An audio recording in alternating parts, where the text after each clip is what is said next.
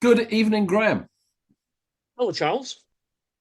Welcome, Sunday evening. And this is the voice of Charles Hutchinson, co host of Two Big Egos in a Small Car. The other ego belongs to Graham Chalmers. Introduce yourself, Graham. Hello, Harrogate Advertiser, Hull Daily Mail, Bradford Telton Argus, Harrogate National Festival Fringe, Charm Magazine, Charm Gigs, still do talks and vinyl sessions at Harrogate for Harrogate Gospel Charity. Interviewed, we interviewed Hugh Cornwall on Monday, but I interviewed Rob B of Stereo MCs on Wednesday. They're still going then, Stereo Well, it MCs. turns out they've been touring almost non-stop for about 10 years. And although Really? they do not release records, they Hmm. play an awful lot of gigs. Yeah. And so is he And they playing? still Where's he playing then, around here? Well, I think they're coming to Broodnell at the end of the month Okay. in Leeds. And Rob is a proper old school, slightly crusty hippie, true believer in rave and punk type Yes. guy. So he's an interesting chap. Mm. Excellent. Now, Graham, this concert, the first one we're going to talk about is Bob Dylan live at Leeds Arena. And That new I'm not that saying that this, that new young that new that youngster. new young upstart, the Yeah. complete unknown, still Mm. unknown. Actually, the thing that was completely unknown to a lot of people was the fact that he was even playing in Leeds. I don't know why Mm. this has slipped people by, not least myself. I had no idea he was coming to play in Leeds. I'm not alone in doing that. Well, he doesn't need to do publicity, and being Bob Dylan and being in his 80s, he doesn't want to do it anyway. I mean, he never did like the press. No. As soon as he So, became famous, he didn't like the press. So, you know, I'm sure he'd come on our podcast if we asked him. so when would he have last played Leeds?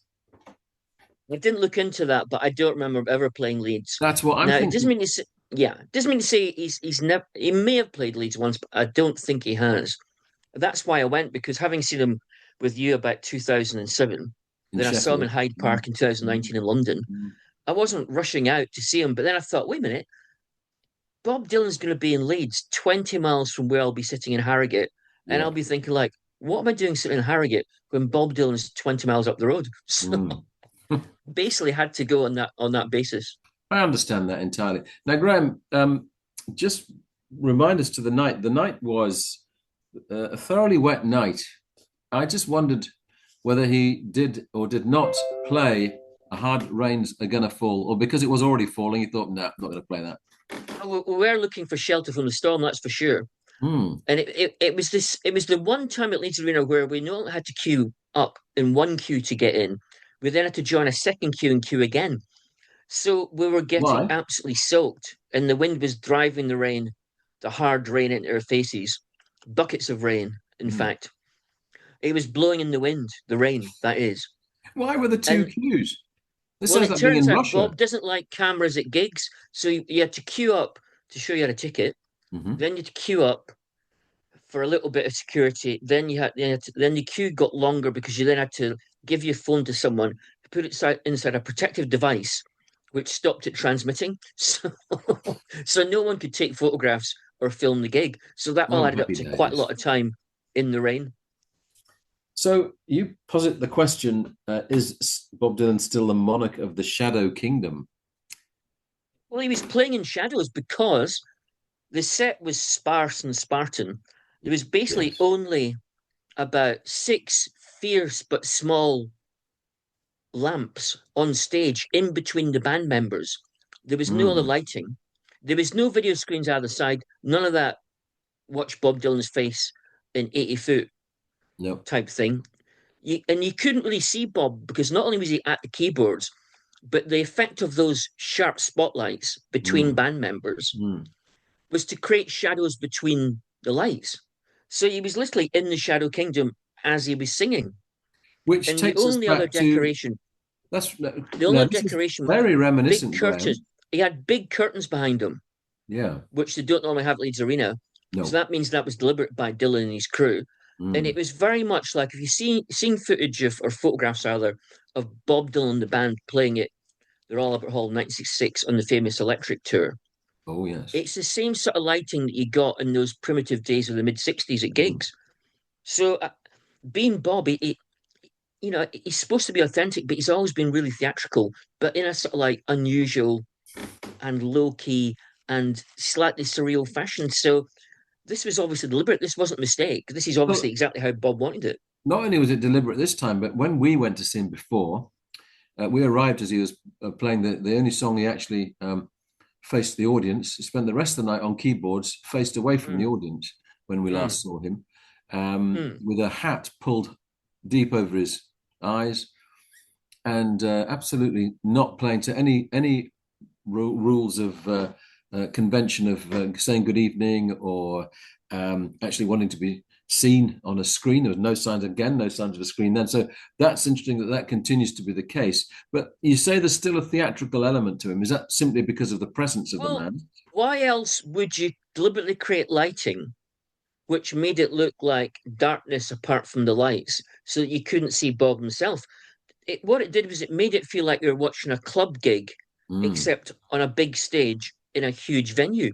So it was actually a very intimate gig. It's probably the most intimate gig I've ever seen at Leeds Arena.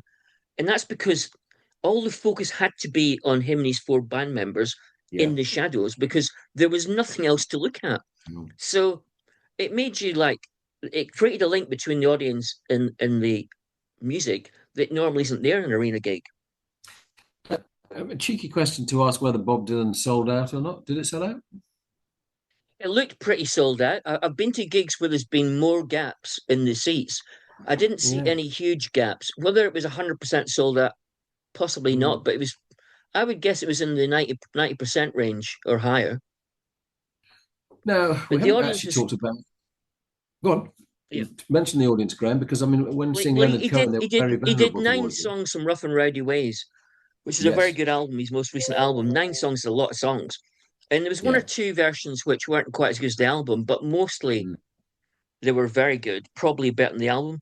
There's a couple of songs on the album, Mother of Muse or Mother of Muses and Key West, and those Mm. songs were better live than on the record, which is saying Yeah. something. And his band were superb. They were a bit more muscular than on the album or on the Shadow Kingdom film that he made a Mm. couple of years ago. But they were a Mm. bit like the band from the 60s, except with a bit more rockabilly twang and not quite as loud. So it was quite a muscular, physical, even though it was quite a sensitive interpretations of the songs. It wasn't stomping all over them.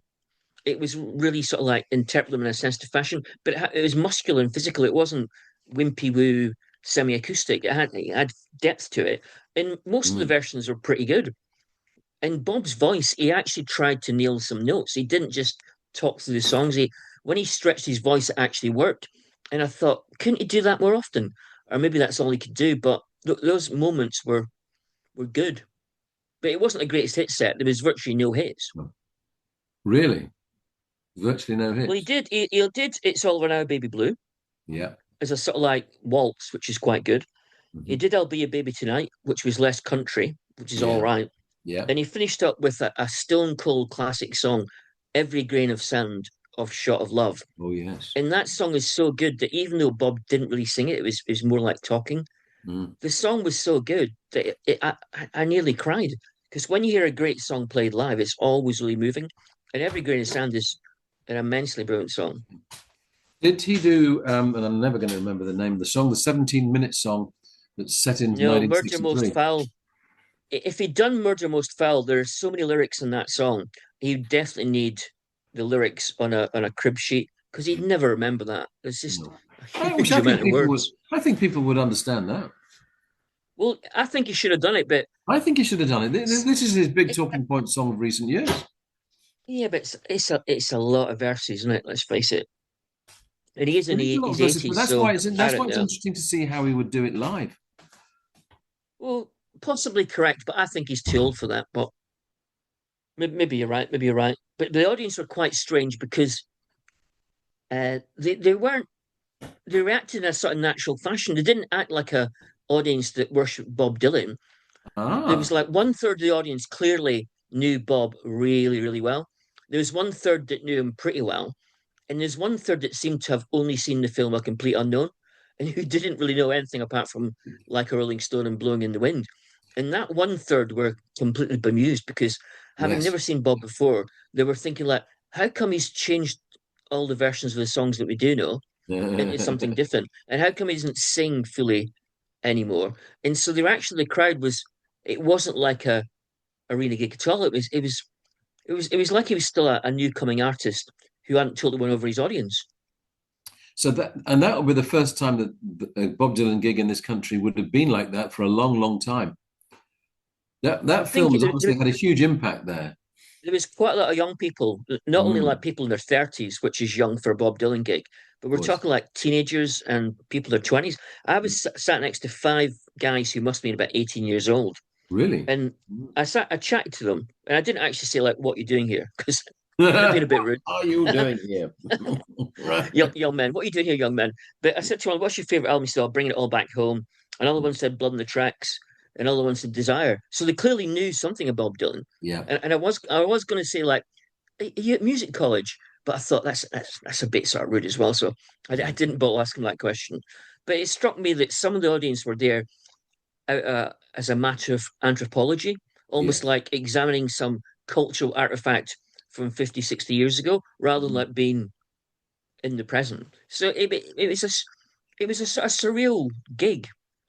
How did the audience react to it then? I mean, I'm going to make the comparison with Leonard Cohen's gig at Leeds, which I think he'd turned 80 when that gig was played. And the atmosphere that I mean, I say one of veneration towards him, but there was an element of that. But he equally, because he hadn't played for so long until being forced by the basically tax demands to go out and play live again. But the presence that he had and the way he worked with his musicians and how he was so generous towards his musicians throughout that, it was memorable from start to finish. It was to me, it was a unique concert experience that Leonard Cohen did, where the audience knew they were at special talent, special concert. With Dylan, how did it feel? Yeah, but Leonard Cohen gave them all the big songs that Yes, he Leonard did. Cohen fans Yes, want. he did. Bob Dylan never ever does that. No. So Bob has always had an easy relationship with his audience because Bob does not want to be a nostalgia act. Bob wants to be in the here and now. He doesn't like to be a puppet on a string. He doesn't like to be a crowd pleaser. Not since before he was famous. When he was trying to be Yeah. famous, Yeah. he was a bit of a crowd pleaser. Once he Mm, was famous, he fell out of love with the audience and being a crowd pleaser pretty mm. damn quickly. And he's never been in love with it since. He likes to be popular, but he doesn't like to be the servant of the audience. So He's why does he definitely tour? So why does he tour now then? because he can't stop touring. It's a never-ending It's tour. a His never-ending whole tour, life isn't is it? around music. Why Yeah. did Picasso keep on painting until the moment he died? And He's a Dali, proper yeah, artist. and Hockney, yeah, Exactly, yeah. These Dylan is a proper artist. Leonard Cohen was brilliant, and in some ways, Leonard Cohen was even better than Dylan. But mm, Leonard Cohen was probably brilliant at about five things. yeah, Dylan has been brilliant at about 30 things and yes, continues to yes, be brilliant. yeah. So Graham, I mean, you've obviously got other Bob Dylan gigs to compare it with. Is it? I mean, maybe comparison's not necessary. As you say, he's performing in the moment for the moment. I thought it was a great gig. It would have been a more enjoyable gig if he'd played more actual famous songs Mm. and if the audience had actually understood what was going on. That But does make a difference. yeah, but Yeah, it's an actual performance by Bob and the band. yeah, Superb, I thought. yeah. Excellent. So I'm so pleased, Graham, that you did actually get to see Bob Dylan, unlike the very incompetent me who didn't. Um, however, my gig experience of the week um, came a number of years later than planned to see Nouvelle Vague, or as the American pronunciation on my Alexa system that Celestine's house, Nouvelle Vague, which is vaguely wrong, I think. Nouvelle So, Vague. so I quite this like was that. one of our favourite venues, the Old Woollen at Farsley, Yeah, great and place. it's just such a lovely atmosphere there, and so they no particular reason to perform at the moment. I mean, there is a new album that's going to be coming out next year, but that's By not the why they way, were playing. Charles, Farsley is close to Leeds. I mean, it's also close to Bradford. Yes, But in all the posters and the they online called it information about Leeds, gigs at the old woolen mill, it's correct? called Leeds, even though Leeds, it's not actually in Leeds. But correct, yeah. and they kept calling it Leeds as well. And at one moment, they even referred Mm. to something being a little bit Leedsy. So the way the tour's working is that from November 12th to November 17, Melanie Pain, I presume one pronounces it, but Pain is how it's spelled, Pain. And Phoebe Killdeer lead the vocals, and then two further vocalists take over for the rest of the tour. There's Really? just the one. It's a bit There's odd. just. I think it's Is, maybe is so. is it like a children need charity appeal where they take a few gigs each, then pass the baton on? No, I don't think it's like that at all. But there must be some reason, as to why that's the case. So, of course, one member of the band died. Can't remember the name. Forgive me for that. I should really research that. So the keyboard player is the other founder member that still plays. There's drums, keyboards, as I say, uh, acoustic guitar, and the two vocalists. And as we know, these are bossa nova versions of songs.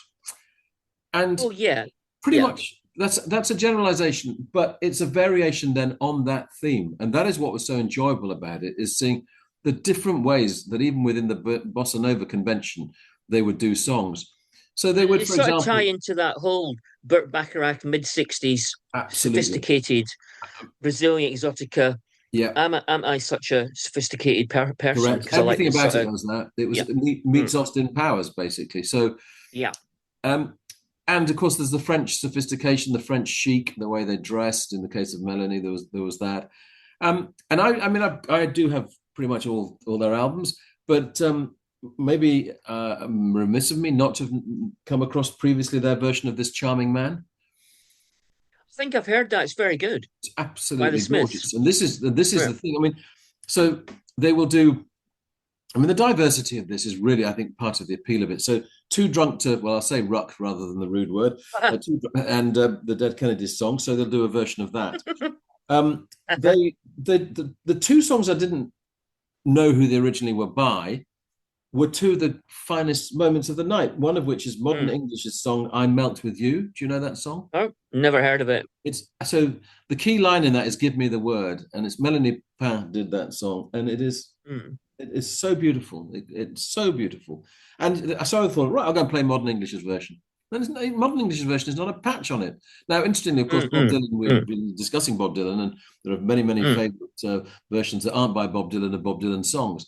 And I'm not saying that every single version by Nouvelle Vague is an improvement, because that would be a ridiculous notion. But they do. I mean, I think I've probably used this imagery before. When doing cover versions, I don't want it to be a cover version. I want it to be an uncover version. I want it to bring something new to it. I want it to bring something out in it that wasn't necessarily apparent before. And they Mm. consistently do that. The other of which, do you know Tuxedo Moon at all? Have you heard of Tuxedo Moon? Yeah, I've heard of that. Mm. Okay. So this was the song called In a Manner of Speaking. Don't know that one. No. Yeah, Well, so I didn't know that song at all. And again, they and it made was it. very good. Mm. Again, they make it their own. And but it's also, although on the albums there is male singing on there as well, and of course they did an album where Mm. they had Ian McCulloch joining them to sing a Bunnymen song, and they had Terry Hall joining them to sing a special song. But essentially, also, it's bringing the female voice to these songs. I think that's interesting, which we know Mm, that Tori mm, Amos mm, made a complete album of men's songs done from a female perspective. But mm. it does give a different angle to a song. And I just stood Yeah. there was smiling from the start to the finish. I was just beaming with joy at this concert. Is there any element of cheese with Nouvelle Vague? Because I don't think there I is. say I that think, because I saw Mike Flower's Pops but in the that's 90s I when he did. had a hit. He had a Yes, hit by doing a Bacharach version of wonderful. Wonderball Oasis, and it was all a bit cheesy and Now not very cool, really. that is a very very good point to make. This slot, if it's going to be cheese, and it's clearly not it's not cheddar. I don't think it's brie. I'm camembert. I'm not even sure. I think it's. I didn't. I'm not sitting there going, aroma of cheese about this at all. It's too Mm, mm. chic. It's too sophisticated.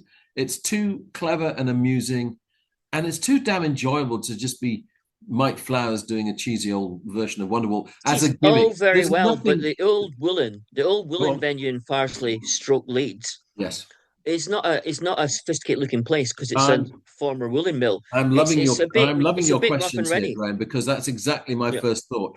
They're playing Mm. to West Riding, and these are sophisticated French folks playing to West Yorkshire. But I think it's fair to say that there was an audience that absolutely adores Mm. Nouvelle Vague that was there. So I wish there you'd were. been there now. You would have loved it, honestly, Graham. Mm. You would have, and it was just romantically delightful. And to have Celestine there with me on there were so many gorgeous songs. That's a beautiful way to spend a night. It's one of those nights which reminds me why I love still going to concerts so much as I do. And sometimes it's seeing someone like this. I mentioned that they've been frustrated not to have seen them in the past. They played at a one-off festival at Newborough Priory. Um, and I think they played. I didn't know they were going to play the time they played. They ended up playing at 3:30 in the afternoon. I didn't get there till later. I thought they were going to be on at night time. So that was tantalizingly close. But that's a number of years ago now. So to suddenly get this invitation to be able to go and cover this gig was wonderful. So there will be review going up on Charles Hutch Press about it. So That's you've good. seen Well, Bob what's Dylan. French for old? What is French for old? Because they're no longer the new wave. They're not the They've new been going wave. for years. Yeah, They're the old wave. they are the old wave. You ought to be able to remember what the French word for old is. Yeah. It's a long time since I did I know French the at word. I school. know the Sorry. French word for young, jeune, Yeah. Yeah. jeune, Obviously. Mm. jeune, Mm. jeune. But I'm afraid when it comes to old, we should be able to remember old. I'm going to Let's ask. let's Right, move quickly. I'm going to get Let's this get away live. from that. We've failed miserably at French there. We're really What's the pathetic. French word for Our old? international audience will be very disappointed with us. Charles, you going to get the I've actual gone to get the dictionary answer, but the answer's like not old school? come. Hmm? Yeah, Vier, Vier, How do you Vier. spell it? How do you spell it? I've done well to even get some form of it. Let's move on. Let's move on swiftly then. Now, Chris, there's Mm. because we're going to go briskly through. Let's bring up one of your shorties right now. Oh yes, a couple of good gigs coming up in Leeds. Next Yeah, summer, Millennium Square, you've got Wet Leg with English teacher, but also in Halifax at the Peace Hall next July, you've got this is a great double bill double at the bill. great venue, Yeah, Halifax Peace Hall. You've got yes. the Beta Band and Flaming Lips Which together. I've got to get to that. I've got to get to Mm, that. Absolutely mm. agree on that. What was the first one, Graham? Wet Leg and English teacher playing Leeds Millennium Square in July as well next year. That's a good choice as well. Now, Live at Leeds has been on this weekend. Did you? You probably wouldn't have had a chance to get to that. Well, no, the problem with Live Leeds is that I liked going when it was in May because you could wander around to the different venues across Leeds city Yeah. centre and usually not get rained on or be cold, and it Yeah. stayed light till like 9 o'clock. Yeah. Yeah. Now Yeah. it's in October, it's dark, or November rather. It's Mm. dark by about 5, 6 o'clock, and it's raining, and it's not the same wandering around No. Leeds I think in the it's a dark. misjudgment to have moved to when they have. Well, I don't know. I've never organised that size of music festivals, so But the thing could is, be. I don't know. but the joy of it is from moving from. Can you imagine what it was like trying to move around on Saturday night with the hellish rain going on? Yeah, no, Not exactly. much Yeah. fun. Anyway, I feel sad for missing, but I missed it. Yeah. So, Graham, now Bradford's UK City of Culture. I was going to go to something, and Hmm. I ended up not going because this was Useless. a classic scenario where I was so looking forward to this. This was the drone event Oh with yeah, the David the Hockney in the skyline, the sky. David Hockneys at Yeah. Saltaire and Roberts Park. Mm, So mm. there was a preview night on the Wednesday, I think it was, and I was due to go on the Yeah. Thursday when the weather was at its worst. And So, Roberts Park is near Salts Mill in correct, Saltaire. Yeah. correct. So basically, they were going to show a huge number of Hockney paintings across the night sky, which I think would have been absolutely wonderful. One frustration is that it was only going to be on for one night anyway, and you think, well, And how only for 10 minutes, Charles. Only yeah, 10 minutes. yeah, and you think, well, why? So they did a preview night. I don't know some things that are great don't last very long. Don't talk about my career, Graham, like that. But but Besides, that they were using 600 illuminated drones. yes, they That's a were. hell of a lot of work. 10 minutes of that is probably going to exhaust you. Okay, that's a good enough reason. But I would like to think they could have done it. I mean, because I anyway, because the night that I was going to go was the Thursday. Now, ironically, though, Graham, lo and behold, and this comes on to the subject of the Bradford UK City of Culture. I went Mm-hmm. instead to see Saltaire on screen because Oh, the Choral. I went to see the choral. Ah, And there it was, Saltaire writ large all over that film, plus Mark Addy. Can't be happier than excellent, that. excellent. Yeah, yeah. So that Well, you're you saying do it's know the coming alive choral. just at the The death. choral was premiered at the London Film Festival Oh, by the BFI, but yeah, they actually screened it also at Pictureville in Bradford, good. which they hardly ever do. No, So there's already a Bradford connection to that film in the first place. exactly, exactly. Plus a Leeds connection because it's Alan Bennett's Mm. script. So coming alive right at the end of City of Culture. What's prompting you to say that, Graham? The thing is, at the start of the year, there wasn't much happening, and I Yeah. thought the launch night was a bit underwhelming. Mm, Then, just the last couple of months, just keeps on more and more things are popping up that are mm, happening mm, in the Bradford area to celebrate the mm. fact it's the UK city culture. And it's almost like the end of the year's come too soon. If they were to Yeah. have reset the year in about July, August time, and if Mm. it was to go on for another 5 months, 6 months, it would have been a classic year. I think it's an interesting situation where a year of a City of Culture starts in a January. I'm not convinced it's the right time to start an event. It isn't, but if you start in July, it isn't the year of culture, it'd be two Except that years of it culture. could run. I think it could run. I mean, it doesn't. It's not prescriptive that it has to run a calendar year. I think it is. I think you Oh, should have right. the Okay. Why, Graham? UK six. I think you should have the UK State of Culture 6 months. That would make it much easier. Not as snappy a title, it must be said. Yeah, Okay, yeah, I withdraw my suggestion that actually a summer launch makes a lot more sense, which I still it does. I It does on believe paper. would be the case. So, what's making it come alive at the moment? What's caught your eye? Well, you've got the obviously got the Turner Prize exhibition at Yes. Cartwright Hall right now in Bradford, but you've also got the winner being announced to live television Mm, of the Turner Prize this year at Bradford Grammar School in a couple of weeks' time.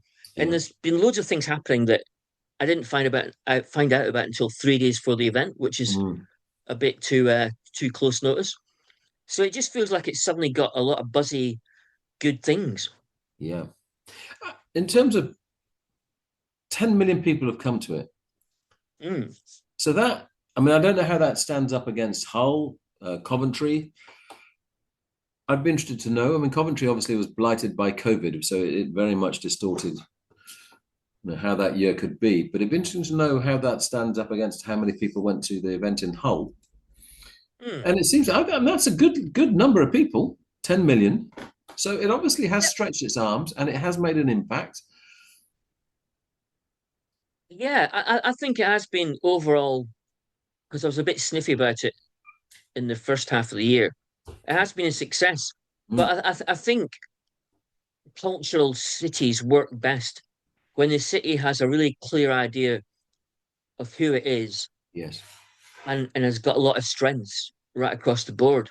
Mm, And Bradford's always had such a diverse yeah. culture for the last 50, 60 years that Absolutely. it's to nail down its identity in a single phrase is virtually impossible. I'll give you the phrase, Graham. What's that? Multicultural. Yeah, I think it's more than that. I think it's bigger than that. How can it be bigger than multicultural?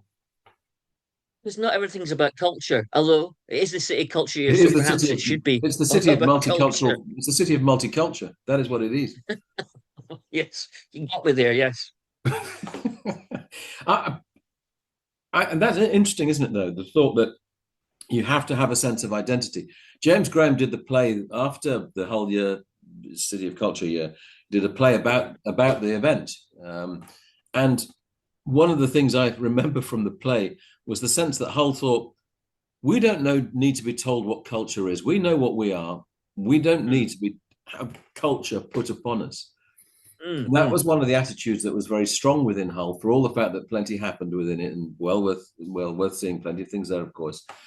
But that's an interesting attitude that almost, why are you doing this to us? We know who we are. Do we actually, do we need this to be brought here? How do you sense with Bradford maybe a different kind of feeling?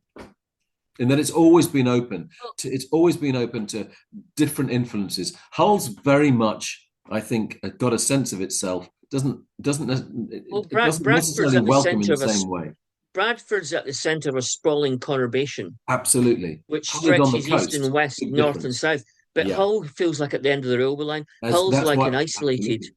Exactly. place. And of course, that's famously why Philip Larkin got off the train there and thought, I feel at home here. I've arrived at the end of Mm, the world. So it mm, mm, appealed, on that level. mm. I think I mean, okay, it's a generalization, but ironically, for a place that's actually on the coast, it does feel very insular as Hull, despite the fact it is a place that trade comes in and out of. Bradford has a much more sense of being multicultural anyway. That I don't ever sense that in Hull, strangely enough. I get the sense of the port culture, the culture of fishing, etc. But I don't get ever a great sense beyond that of what Hull's culture is. But with But Bradford, I Bradford do. city centre is quite compact, really. Yes, Hull is a much bigger place sprawling old physically and town, new geographically. town. Yeah, Mm. yeah. There is no So real centre to Hull. There's the no, series of there's about three centres to Hull, then it dribbles out. Whereas absolutely. Bradford has got a proper central area. Yeah. By the way, the choral, if you haven't seen it yet, thoroughly recommended. Always worth seeing Alan Bennett's work. Is it about a choir in the First World War? Yes, it And it's is. got Ray Fiennes, obviously, and a great Ray cast. Fiennes. It's got a wonderful Is it? cameo. Simon Russell Yeah. Beale plays. Oh yeah, he's great. He's always good. So he plays Elgar. He plays Edward Elgar. Mm. So Edward Oh yeah. Elgar, and So it's just yeah. it's still. I'm not saying it's because you can't steal a film from Ray Fiennes. I mean, you can't. But his cameo is just wonderfully vicious I've and seen Bale in films before where he wasn't the star and he has stolen the film. yeah, much as I mean, Ken Stott used to do that, and Mm. so there is an element of that. But So again, Alan Bennett's now pretty old. I mean, is he getting more yes. sentimental in his old age? Now that's an interesting point. Is he more sentimental? I would say the fact that there's a key moment in the film where a young soldier comes back from the front. He's lost his arm. He has the most beautiful voice of anyone in this. It's called Ramsden, the place that it's set in. Mm. And they're doing a rehearsal. It's been against well, Elgar is unaware that they're going to set it actually in a wartime setting. They're going to have it as this young man playing the lead. But the local vicar there says there is no such thing as purgatory in the Church of England, which is an interesting statement in itself. That Mm. is the subject of discussion at the church service I Yeah, was at yeah. this morning. Isn't that a Catholic church type thing? So what happens is that this young man then says, "I'll tell you what's purgatory," and Mm. he makes this typically Alan Bennett, beautifully eloquent statement. The anger of futility of war and the pain that you go through. So I don't think it's sentimental from that point of view. If it's sentimental, it's only in that it's the power of singing, much like he loves the power of education to open minds. That Mm. in the History Boys, here it's partly an appreciation of what matters. That the folly of Mm. war, but against the folly of war, is the power of music and the wonder of the arts.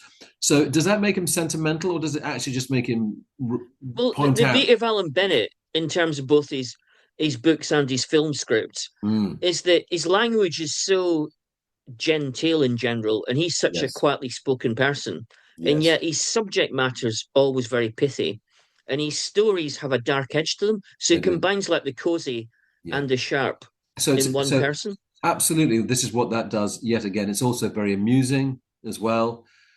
There's plenty of sort of kind of sexual undercurrent to it as well, which is Mm. interesting too, which has come more to his work than used to be the case.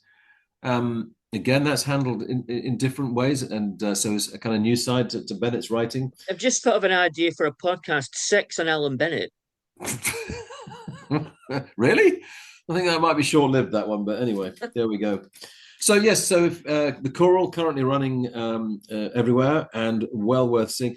Briefly, then, because we're coming to a close as ever, the significant film event of the season, of course, has been the return of Daniel Day-Lewis in his first film since He's Phantom. had more comebacks than Frank Sinatra. I think that's a bit. I don't think he has. I think he's only ever done this one comeback. He just went off and made wood item. Did he make wood? No, he worked with wood, but he also made shoes. Then He's a furniture maker, I don't know. yes, he's done He's furniture he's making, he's never been a wooden actor. shoemaking, furniture making. He's done other things as well. And Mm. here, though, he's done the film called Anemone, and this is with his son Ronan Day-Lewis. And Ronan directs. It's his film debut, directing, co-writing Daniel and Ronan. Set in it was set in northern England. Looks like it may possibly been filmed in Ireland rather than in the north, but it's very Yeah. much a northern story. Northern accent. Sean Bean, of course, is the other. How's Day Lewis's northern accent then? Good. He always does good Mm. accents. So what Yeah. the story here is two brothers haven't seen each other for 20 years. Daniel Day-Lewis and his brother were both soldiers serving in Ireland, and without giving away certain things, basically Daniel Day-Lewis's character has been living as a hermit, uh, Mm. primitive style in the woods near the coast. He lives off. He hunts for Do you food. think that's what Daniel Day-Lewis has actually been doing in real life? I get that. Well, that's the other thing he does. He does lots of Hmm. running. He's a long distance runner. So he Okay, actually okay. outruns Sean Bean at one point on the beach, which. But so the interesting thing here is, so the character, the other thing with Daniel Day-Lewis's character is that he gave up basically on his family. So Hmm. he he doesn't, there's no bond for 20 years with his brother. They never really say anything to each other. So there's the sound of silence is very powerful within this piece. It's also very macho. It's very muscular, and so from that point of view, you've got two behemoths of acting locked Sounds like together. a very. It sounds like a very male film, It's Charles. a very, very male film. Is it as male as the Banshees of Inisherin with Yes, Colin Farrell and it's Brendan Gleeson? absolutely as male Yeah. as that. Hmm. It is. Um, it also has this thing of high drama, high moments. So suddenly, you remember in Magnolia where there's suddenly a plague of frogs. Hmm. Well, in this, there's suddenly a hailstorm, which is quite extraordinary across Hmm. where they are out by the sea, but also in this village I think it's a town actually probably that Sean Bean's character has taken up living with the wife of the elder brother and brought up the son of this brother. That's the background to that. So again, they have high moments of drama like that within the piece. There's suddenly again, not I think it's fair enough to mention this. There's suddenly, because it's very physical between the two brothers, you kind of Hmm. sense Hmm. it's going to be a moment where they already are barely speaking to each other. Even when they eat, they'll eat in a very feral way. So a load of blackberries push them into the face and sort of laugh for no particular reason about doing that.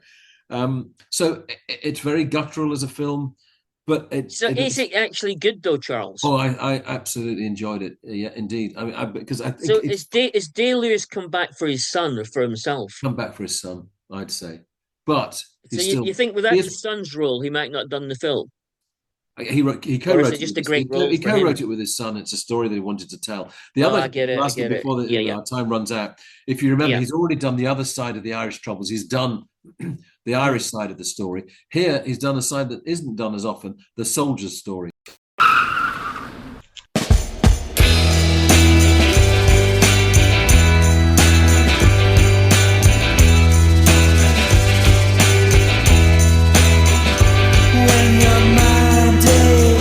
You've been listening to the podcast Two Big Egos in a Small Car. Your hosts were Graham Chalmers and Charles Hutchinson. This was a Baltic sub production.